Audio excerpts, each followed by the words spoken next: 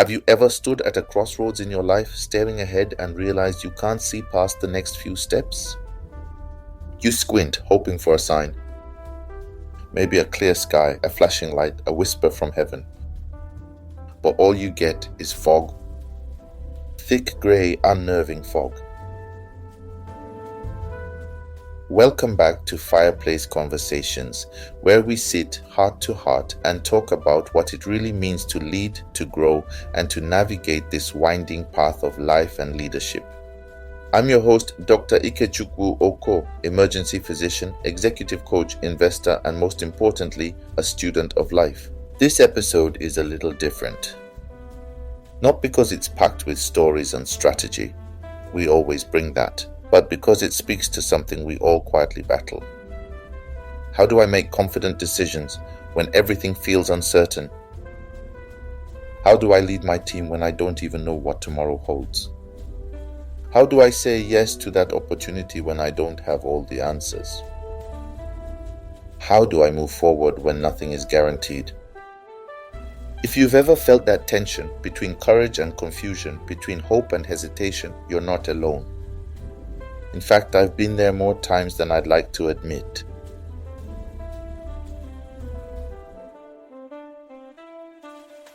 Let me take you back to 2023. I was in Saudi Arabia at the time, working long shifts in emergency medicine. One morning after a grueling night in the ER, I got a message from a colleague in the UK. There's a fast-track global fellowship opportunity with the NHS, but the window is short. You'd need to move quickly. Would you be open to relocating? Now, on the surface, it sounded like the very thing I had been praying for. But in my heart, all I felt was fog. I had questions, too many questions. Where would my family stay? Would I need to redo licensing? What if I wasn't ready? What if I failed the interview? I sat in my flat, pacing. I couldn't see the whole staircase, just the first few slippery steps. And then I remembered something my late mentor once told me. Leadership is not about always knowing, it's about choosing in the not knowing. That one sentence gave me the courage to take the first step, not because I was certain of the outcome, but because I was certain of the direction I wanted my life to grow. That's what this episode is about. It's about the seasons when vision is clouded, but purpose is calling. It's about how we, as leaders in business, in healthcare, in family, can navigate uncertainty without becoming paralyzed by it. Because uncertainty is not an obstacle. It's an environment. And you were born to move through it, not get stuck in it. Let me ask you a question as we begin today. When was the last time you had to make a decision with limited information? Maybe it was about your career. Maybe it was whether to say yes to that partnership. Maybe it was deciding whether to speak up in that meeting, unsure of how it would land. I want you to think about that moment. What did it feel like? Were you anxious? Frozen? Did you overanalyze it to death? Or maybe you did what most of us do, we delay. The longer you delay in fog, the more disoriented you become. Because fog doesn't lift with time. It lifts with movement. Let me say that again for someone listening today. Fog doesn't lift with time, it lifts with movement. And the leaders who thrive, even in unpredictable economies, volatile industries, or chaotic emergency rooms, are not the ones who wait for clarity. They're the ones who learn to move with wisdom when clarity is absent. That's what we'll uncover in this 3-part episode. In part 1, titled The Fog We All Face, we'll explore the psychology of uncertainty. Why does it scare us? How do high performers react under pressure? And why is it so tempting to pretend we know, even when we don't? We'll draw on stories from real leaders, including a quiet janitor in Delta State who taught me more about decision-making than some CEOs I've met. In part 2, titled Anchors in the Storm, We'll unpack decision-making frameworks that help. From the OODA Loop used by fighter pilots, to the 10-10-10 rule popularized by Susie Welch, to a simple tool I use called Clarity in Chaos. We'll also talk about the role of faith, intuition, and experience, and how to marry logic with gut when the path is foggy. In part 3, titled Bold Moves in Blurry Moments, we'll get very practical. What do you do when the stakes are high and you must decide? I'll walk you through how I made one of the hardest decisions of my career, resigning from a high-level leadership position in Nigeria to pursue a more global path without a guaranteed outcome.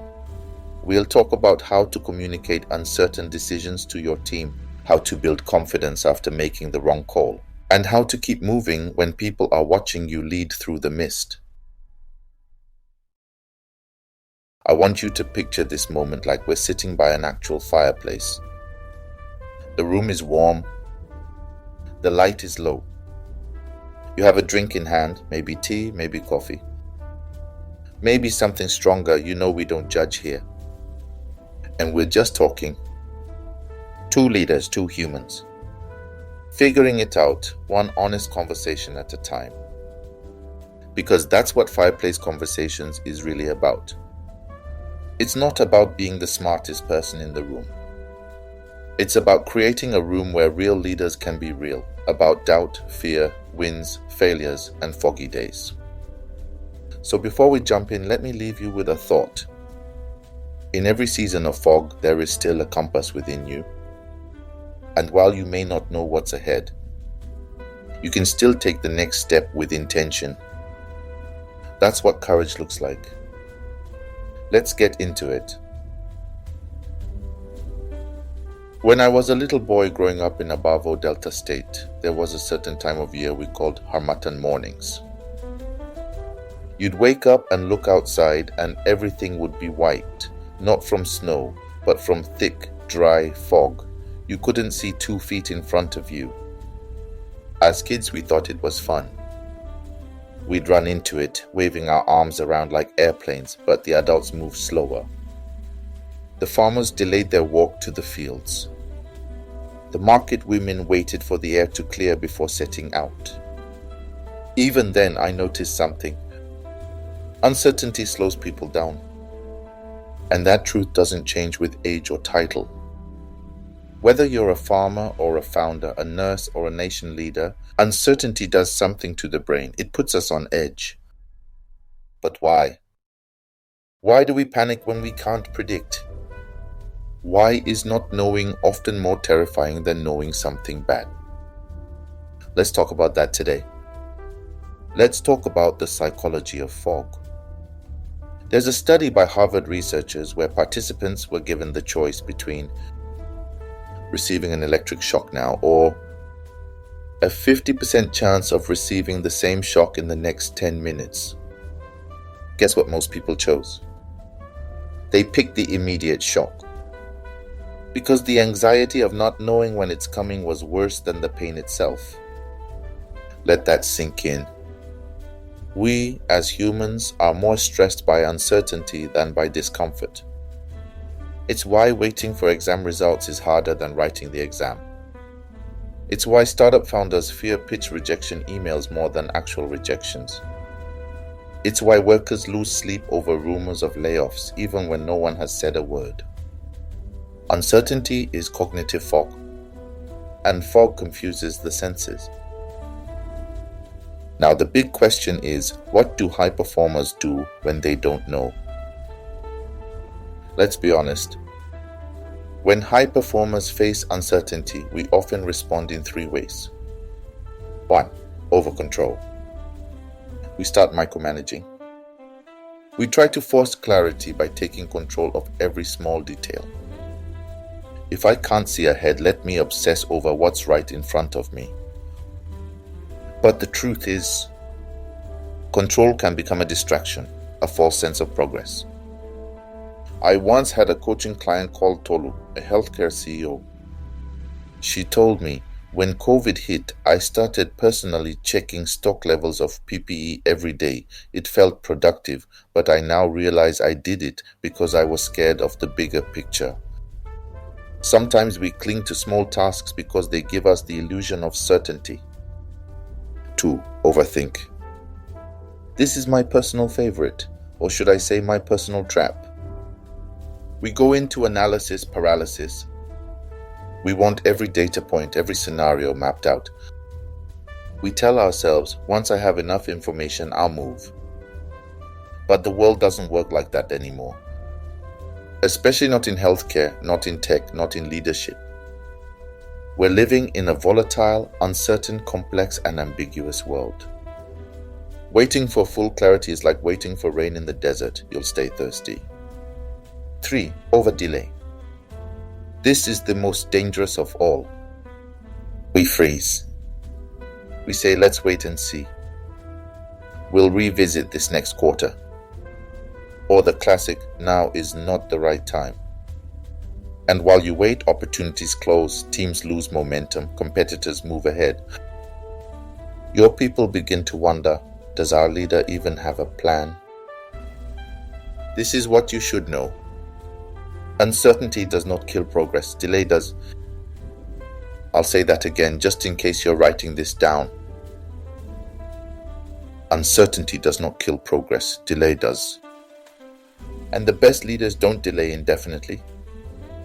They make informed, imperfect decisions. Let me tell you a story.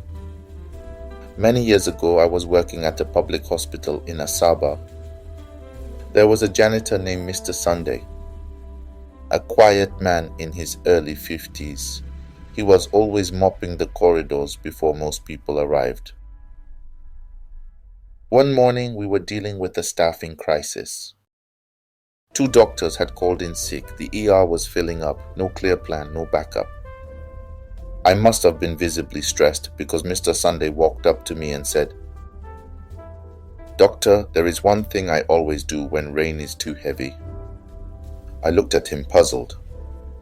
He continued, "I don't run fast. I just pick one direction and walk slowly. Before I know, I have gotten to my destination." That simple wisdom hit me hard. Sometimes when the fog is heavy, you don't need speed. You need direction and deliberate motion. Mr. Sunday didn't know he was teaching me a leadership principle. But that one conversation shaped how I now approach uncertainty. Don't rush, don't freeze.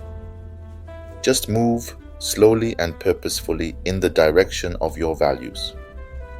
Here's another truth we don't like to admit. When we say we're uncertain, what we often mean is, I'm afraid of choosing wrong. That's the real issue. We fear blame, we fear regret, we fear reputational damage. I remember once advising a young founder from Kenya. She was launching a digital health platform but couldn't decide whether to raise pre-seed funding or bootstrap longer. She told me, "It's so unclear, Dr. Ike, I don't want to make the wrong move." After listening, I asked her, "What would you do if you weren't afraid of being wrong?" Her answer came instantly. "I'd raise now. I have momentum." That moment unlocked her clarity. The fog wasn't external, it was emotional. Sometimes the fog we fear is just the echo of our own fear of failure. And once you name that fear, you take away its power. In traditional leadership, we were taught to know the way, show the way, go the way. But in modern leadership, the game has changed. You don't always know the way. Sometimes you must navigate the way. That's the difference between being a tour guide and a trailblazer. Tour guides work with maps while trailblazers make maps through trial, error, courage, and faith. And the moment you accept that uncertainty is part of your leadership journey, you free yourself from the pressure to pretend. Because pretending you know when you don't is a fast road to mistrust. Your team doesn't need you to be perfect. They need you to be present, honest, and responsive. Before we close this part of the episode, let me leave you with some reflection prompts. When you find yourself in a foggy situation, ask, what is certain even if everything else isn't? Your values, long-term vision, or trust in your team? What's the worst that could happen, and could I survive it? What do I not need to know right now? What matters most in this moment? Who can I call who's walked a similar path? What small move can I make today that aligns with my direction? What fog are you facing right now? Is it a business decision? A family move? A transition in your career? Whatever it is, I want to remind you that fog is not failure. It's just a moment, a phase, a weather pattern. You're not stuck. You're evolving. You're growing. You're learning to navigate. In the next part of this episode, I'll share practical tools, from military frameworks to leadership tools I personally use, to help you anchor yourself when the storm comes. Because leadership is not about avoiding uncertainty. It's about learning to move with the fog.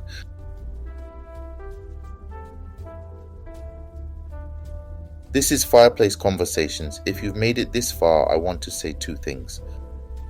First, thank you. Second, you're not alone. Uncertainty might feel personal, but trust me, it's universal. Every leader you admire has had moments where they felt blindfolded, balancing on a tightrope, trying not to fall. We've all been there. And here's the good news. While we can't eliminate uncertainty, we can develop anchors that hold us steady in the storm. So today I want to share some of those anchors with you. Some are frameworks used by pilots and military strategists. Some are questions I ask myself during big decisions. And some come from years of seeing what actually works in emergency rooms, boardrooms, and in the mirror when nobody's watching. Let's start with a simple question. What's an anchor? In the real world, an anchor holds a ship in place when the waters get rough. It doesn't stop the storm. It simply keeps the vessel from drifting too far. In leadership, an anchor is a principle, a process, or a mindset that keeps you grounded when everything around you is spinning. You don't need the fog to clear before you act. You just need to drop anchor. Let me show you how. Anchor 1, the OODA Loop, Observe, Orient, Decide, Act. One of my favorite frameworks comes from military aviation is the OODA Loop. It was developed by U.S. Air Force Colonel John Boyd to help fighter pilots make rapid decisions in chaotic situations. Let me break it down. Observe what's happening, what's the situation, what do I see, and what am I missing? Orient, where am I in relation to the challenge? What context, biases, or values affect how I see this? Decide, based on what I know, what's the best course of action right now? Act, execute, test the decision, and be ready to loop again. This isn't a one-time event, it's a cycle. And in volatile environments like an ER, a startup pivot, or public health crisis, it helps you stay nimble. Here's a quick story. Back in the ER one night, we had 3 trauma patients arrive within 10 minutes. 1 with internal bleeding, 1 with a head injury. There wasn't time for a team meeting. 1 unconscious. No room for perfection. I remembered OODA. Observe, I quickly scanned vitals. Orient, I knew who was stable, who wasn't. Decide, we split the team, I handled airway, the most critical. Act, we moved, we adapted, we looped. We saved all 3 lives. Not because we had a perfect plan, but because we had a reliable process.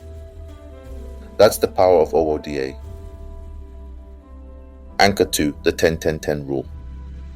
This one's simple but powerful.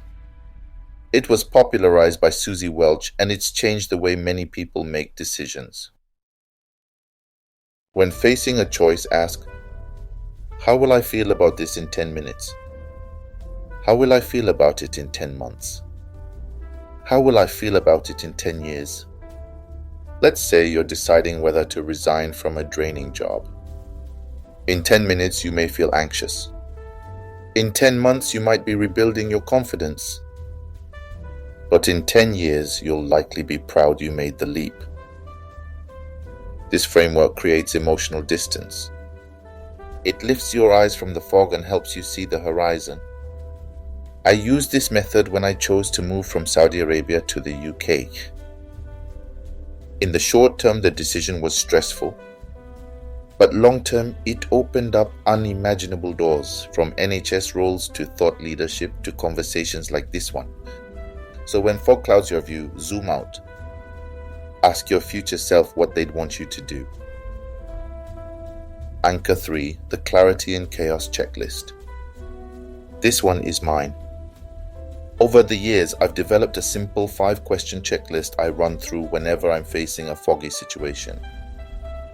I call it Clarity in Chaos. Here it is. What outcome am I responsible for? Not just what outcome I desire. What decision aligns with my values, even if it's harder? What option gives me more options later, not less? What's the cost of not deciding right now? What story will I tell myself about this decision 1 year from now? This checklist has saved me from overthinking, and it's helped many of my coaching clients too, especially startup founders navigating rapid shifts. Anchor 4, Inner Stillness, the Wisdom of Pause. Let me tell you something I've learned the hard way. Urgency is not always clarity. Sometimes when we feel foggy, we panic and rush. We fear that if we don't act fast, we'll fall behind. But the truth is, sometimes the most strategic move is to pause. Not postpone indefinitely, but pause intentionally. One of my mentors once told me, silence is not the absence of strategy, it is often the beginning of one. If you're a faith-based person, this might mean prayer. If you're scientific, it might mean data gathering. If you're intuitive, it might mean stepping away for 24 hours to breathe and reset. Whatever your method, make room for stillness. Because clarity rarely comes in chaos. It comes in the quiet that follows. Anchor 5, your counsel circle. No one sees their blind spots alone. That's why every leader needs a counsel circle, a small group of 2 to 3 trusted voices you can call when the path is unclear. I'm not talking about social media followers or LinkedIn connections. I mean real people who know your values, your past, and your capacity. For me, it's 3 people. A mentor in the UK who's 15 years ahead of me. A peer founder in Africa who shares my business context. My wife, because she sees the man behind the title. These are my sounding boards. When I feel foggy, I don't broadcast, I call them. Because in uncertainty, insight from trusted voices is better than information from random sources. If you don't have a counsel circle yet, build one. Pick people who aren't just smart, but who want to see you win, not just your career.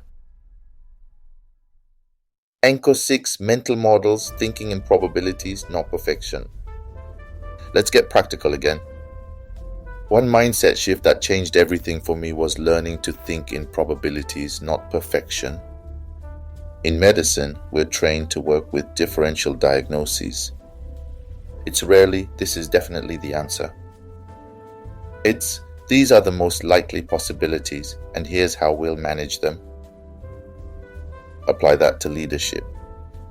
You don't need 100% certainty. You need enough confidence to act and enough humility to adapt. Let's say you're launching a new product. Don't ask, will this work? Ask, what's the likelihood it will succeed based on current signals? And what's my fallback plan if it doesn't? This shift frees you from the paralysis of needing to be right. Instead, you focus on being responsible. And that is authentic leadership. I want to introduce a little tool I use before big public decisions.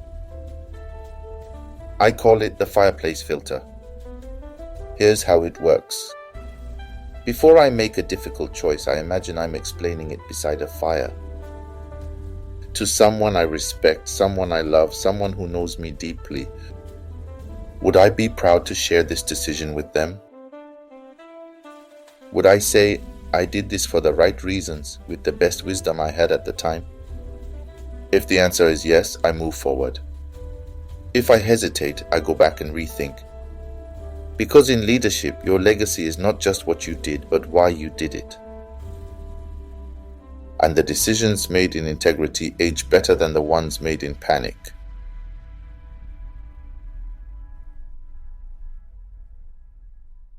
My friend, uncertainty may cloud the sky, but anchors keep your ship steady. You don't need to predict the future. You just need tools to respond wisely to it. OODA 10-10-10. Clarity in chaos. Inner stillness. Council circle. Thinking in probabilities. The fireplace filter. Which one speaks to you today? Pick one, use it, make it your anchor in the storm.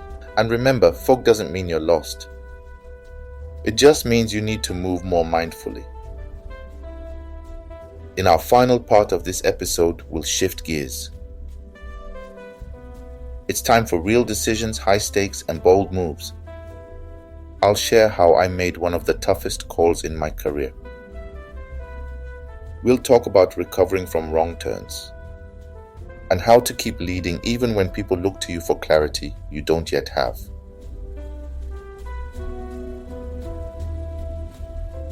So far, we've talked about the fog. We've unpacked the psychology behind it. We've looked at the frameworks that help. But what do you do when you can't wait anymore? When a decision has to be made? When everyone's looking at you, the leader, the parent, the founder, the doctor, and you still feel unsure? Welcome to part 3, titled Bold Moves in Blurry Moments. Let's talk about action. Real action. The kind that defines leadership, not by the certainty of its outcome, but by the courage of its intention. Let me begin with a story, one I've never fully shared publicly before. Years ago, I was serving in a leadership role back in Nigeria. I had spent years climbing, building teams, advocating for better systems. I was well respected, comfortable and established. But inside I was restless.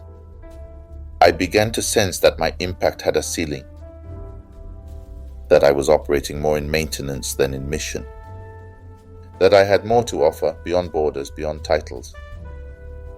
At the same time, I had an opportunity to move to Saudi Arabia. It promised international exposure, policy work, bigger platforms, but it also meant leaving everything familiar behind. No guarantees, just an open door and a foggy view. I had a family, a reputation, a career. What if I failed?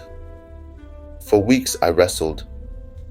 I paced, I prayed, I journaled, I did every framework I just taught you. And eventually I chose to leap. Not because I had full clarity, but because I had deep conviction. That decision, though hard, changed the entire trajectory of my life and influence. Here's what I've learned. Every decision you make in uncertainty is a vote for the person you are becoming. You're not just choosing a job, a location, or a product roadmap. You're choosing to be the kind of leader who acts in fog. And that choice forms your character. You don't become bold after the fog clears. You become bold in the fog, one step at a time. So, if you're facing a hard call right now, ask not just what's right, but who am I becoming by making this choice? Let's be real. You will make wrong calls. I've made them. I once joined a startup advisory board and invested in what looked promising on paper. But I ignored a red flag, the founder's inability to accept feedback.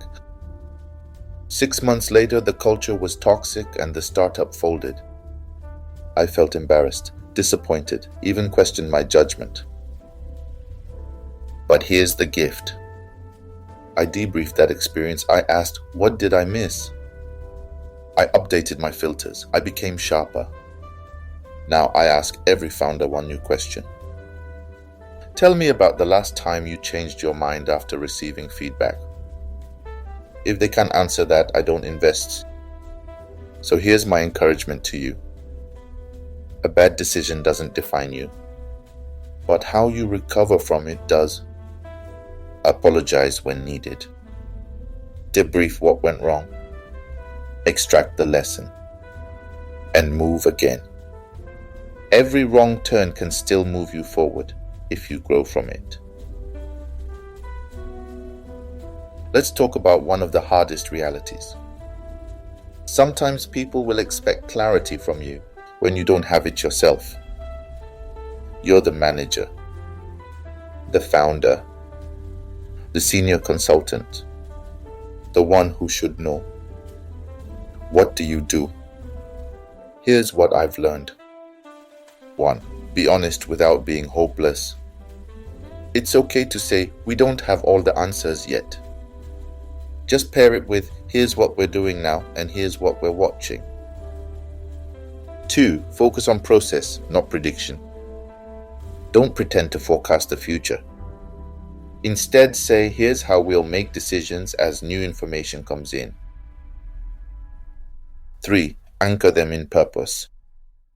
Say things like, we may not control the fog, but we can control how we move through it together. 4. Model calm confidence. Calm is contagious, and so is panic. Your tone is a leadership tool. In the ER, when patients are crashing and we don't yet know the cause, I've learned this. The louder the uncertainty, the quieter I become. Not because I'm faking peace, but because I'm choosing it. When making uncertain decisions, I recommend using a structure I call the 4 C's of courageous communication. Context. What's the situation we're responding to? Clarity. What have we decided? Care. How will this affect people and how are we considering them? Confidence. Why do we believe this is the best step even if it's not perfect? Let's not sugarcoat it. Sometimes the fog doesn't clear the way you hoped. Sometimes the outcome is painful. A new role that didn't fit. A team restructure that backfired. A launch that flopped. The real test of leadership is, can you stay with the consequences of your choices long enough to learn from them? Don't abandon your decision at the first sign of discomfort. Stay, learn, recalibrate.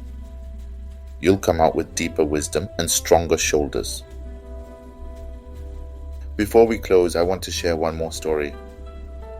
My father once told me this. The strongest leaders don't always see far, they just see true. At the time, I didn't fully understand. But now I do. Sometimes leadership isn't about foresight. It's about insight, seeing what matters even in the fog. It is about truth, integrity, direction, and courage. If you hold on to those, you'll find your way.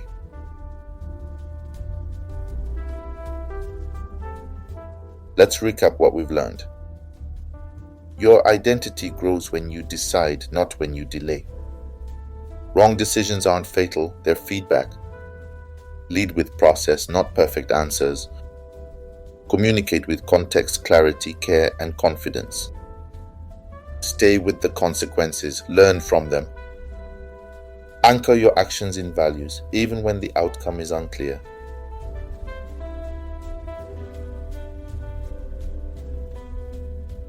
My friend, if you're standing in fog right now, if you're wondering what to do next, let this episode be your firelight. You may not see the end of the road, but you can take the next step, and then the next.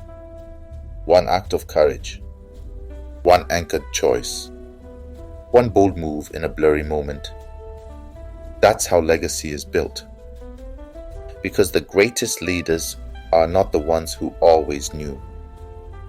They are the ones who kept moving with honesty, with humility, and with hope. And you, my friend, you're one of them. If this episode resonated with you, I want to invite you to do 3 things.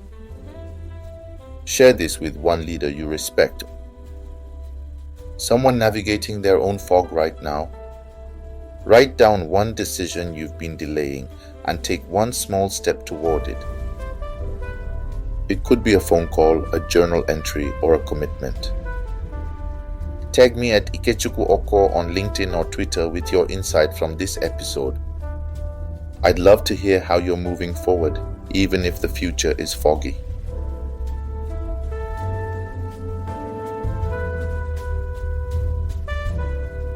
Thank you for joining me for episode 9 of Fireplace Conversations. Remember this: you don't need perfect clarity to lead. You just need courage to move. And the fog doesn't last forever. I'll see you next time. Until then, keep the fire burning